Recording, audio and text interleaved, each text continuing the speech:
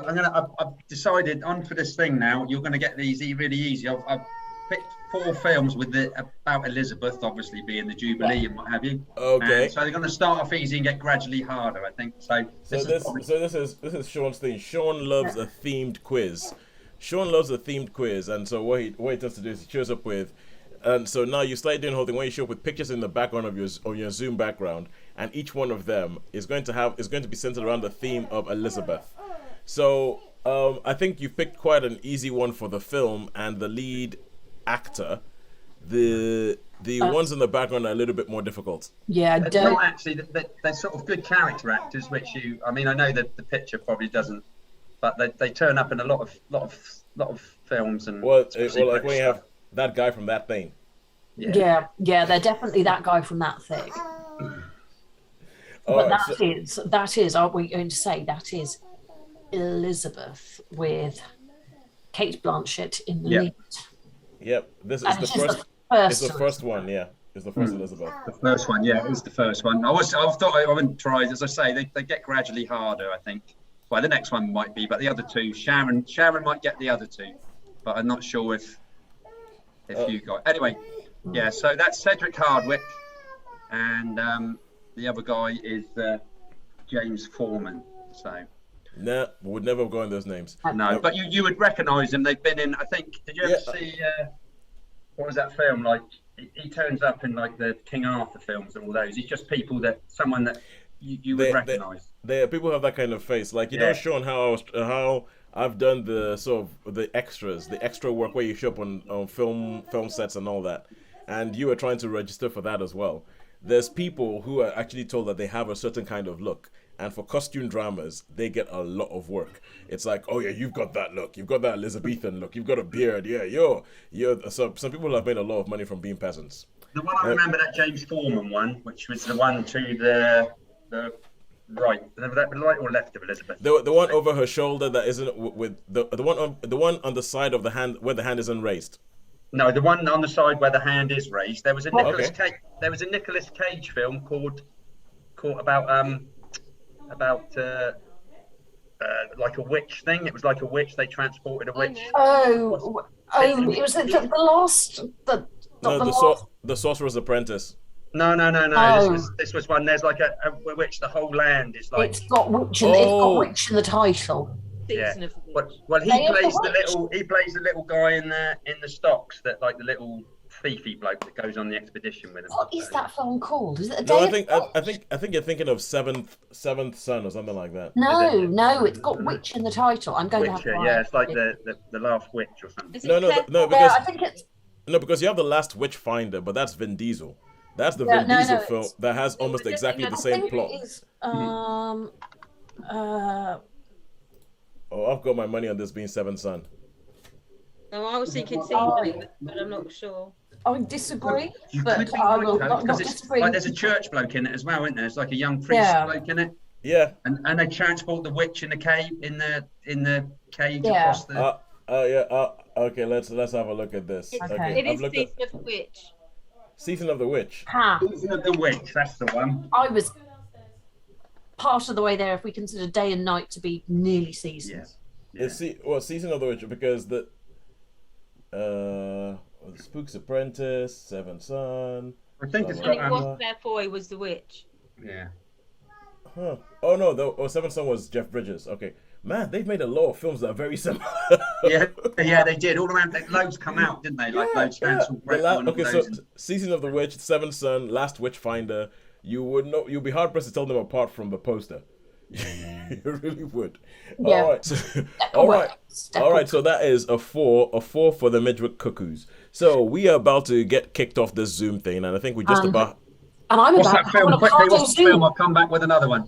Yes. I'm about to have a Cardo Zoom arrive. That is Shakespeare in Love. That's Shakespeare in Love with Judi Dench and Colin Firth. So nailed it. Yeah, I think Colin Firth plays some member of her court, and that is her playing Queen Elizabeth I, where the 8-minute performance for which she won an Oscar.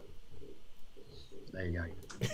yeah. Looking for more. Right. So Sharon's going to nail that. I think we were saying Sharon's going to nail this. She could just. Yeah. I'm pretty sure I know who the actor is, but Okay. I've the actress looks familiar, but I was just telling Sean that I think this might be one of those episodes of, sorry we didn't recognize you. You will be. I'm like, I'm so sorry. Her face looks really familiar, but and my first thought was Carol Kane, but it's way no, that film is way too old to have Way Carol old. Kane in it. So Sharon, I leave it up to you. Have at it. Betty Davis, Errol Flynn, Elizabeth and Essex. No way, that's Betty Davis. Yes, that's Betty Davis. Yes. That's Oh, you see, now I want to go around her face. That's Betty Davis. No way. The only thing that gives it away might be the eyebrows. Yeah. Oh wow. Oh, speaking of which, have you seen the TV show Feud? Betty no. and Joan. No, I haven't seen that. No, Oh, I'm it's- aware of it. I haven't seen it all. It's actually it's quite good. It goes all through the whole Betty Davis, Joan Crawford. Whatever happened to Baby Jane thing.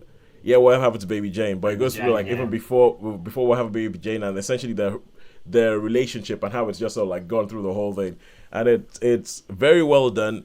It was produced by Ryan Murphy before he went bad, if that makes any sense. So because there was a time when Ryan Murphy he seemed to be able to do no wrong, and it seemed like he just knew what he was doing, and like give it to Ryan Murphy, he'll make it good. And then he did Hollywood, the Netflix thing, Hollywood, and that's just kind of like what that. And then he did Ratchet, and essentially almost everything he's done for Netflix, apart from maybe The Politician, has just been weird and has just been what the hell am I watching? But it's The Curse of Glee. what? No, because he was okay for a while after Glee. He was okay for a while after Glee, but we're talking about Ryan Murphy and Yes. yeah, and how I was talking about Feud. Anyway, okay, no, but anyway, first of all, do you know Sean's covering his camera because he wants you to have a guess at what film that is and who the actors are? Sharon's already got it. Oh, I don't know, but I recognise them. Do you know the names?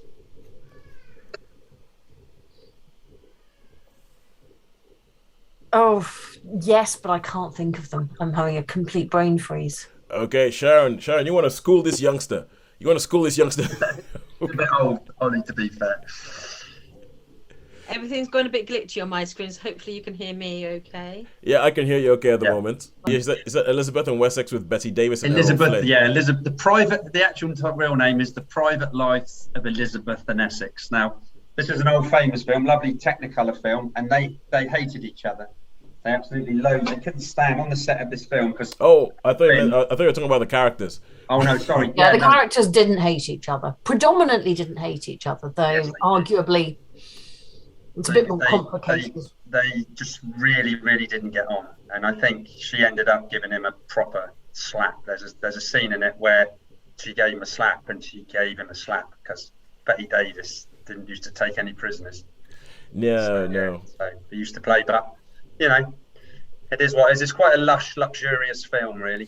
So, You can tell that from that one shot. yeah, exactly. Yeah. From that one shot, you can get out. All right, cool. Let's crack on before Zoom kicks us off again. And all that's left to say is, okay, there's two things. There's another film. There's another film. Sharon will get this. You guys another- won't, I don't think. Hang on. Okay. I know we're having. I know the theme is supposed to be Elizabeth, Sean. So Sean, you've shown up with another picture that's supposed to be. The theme's supposed to be Elizabeth, but you have often, even though the theme's Elizabeth, you have snuck your Errol Flynn love into this thing and just sort of like put Errol Flynn on everything. This is my favourite Errol Flynn film. This one, and he did a few. I mean, he's like. So who's the actress? If you just give me the actress, you get 100 imaginary points, and if you can get the film, you'll get 300 imaginary points. But not Sharon; she only gets 10 because she knows it. Know the face. Know the face. Is she a Redgrave? Famous British actress. Famous British actress. Yes. Sean, is she a Redgrave? No, she's not a Redgrave. No. Rubbish. But She's a dame, though. She's a dame, or she was a dame. Yeah, because I was she looks a little bit Helen Mirren-y, but no way. Yeah, but is obviously not.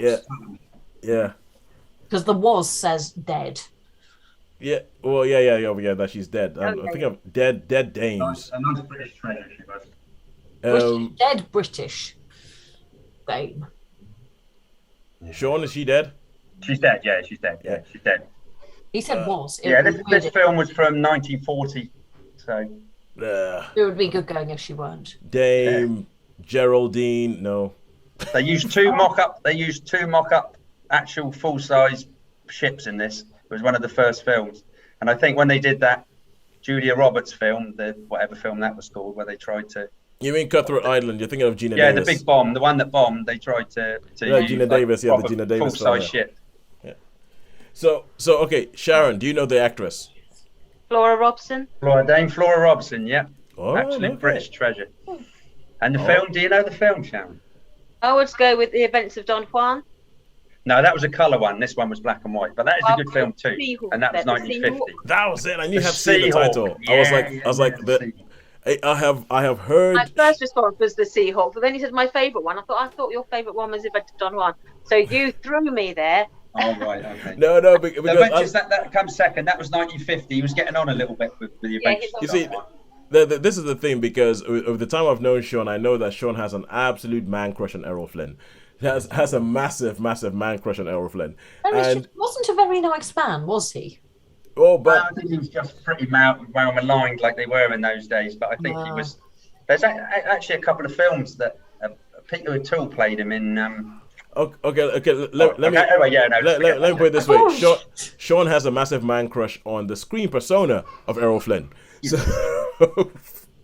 okay, that's that by the side.